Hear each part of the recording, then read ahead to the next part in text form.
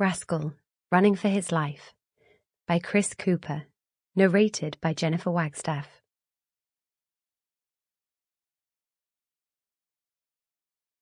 Chapter 1. It wasn't the noise of passing traffic that woke Rascal. It wasn't the brightness of the morning sun either, as it peeked out from behind the clouds, or the breeze that rustled the leaves of the bushes around him. No, it was better than that. It was the smell of sausages. That and the wonderful sizzle they made as they cooked. To Rascal's ears, it was one of the best sounds in the world. It seemed to whisper, "Come and eat us, come and eat us. What are you waiting for?" When a dog is as hungry as Rascal was, he doesn't need a second invitation.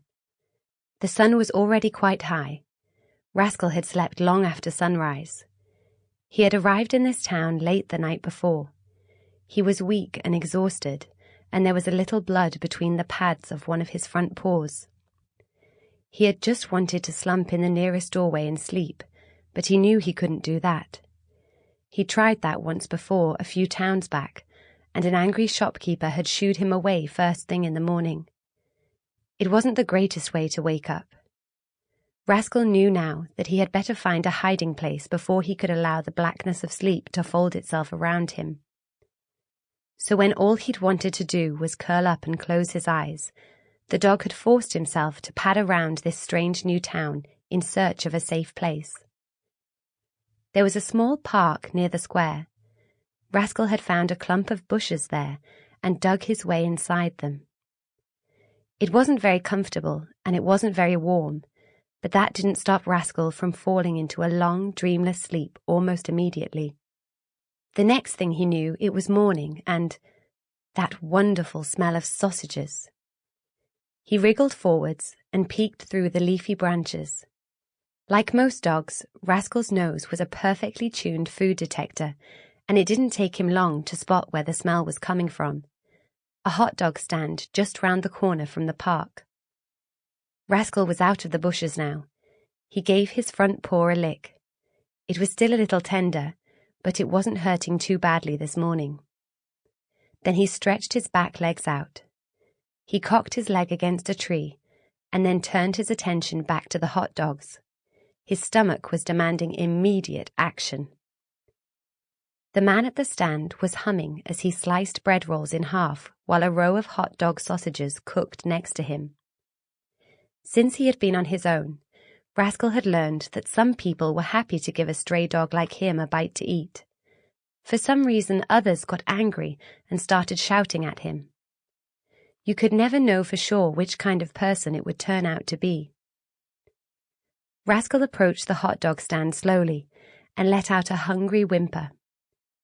He didn't sit up and beg. His master Joel had no time for silly dog tricks like that, but the meaning was clear enough. The man at the hot dog stand wasn't impressed. He flicked the dog nothing more than a bored glance. "Scram," he muttered.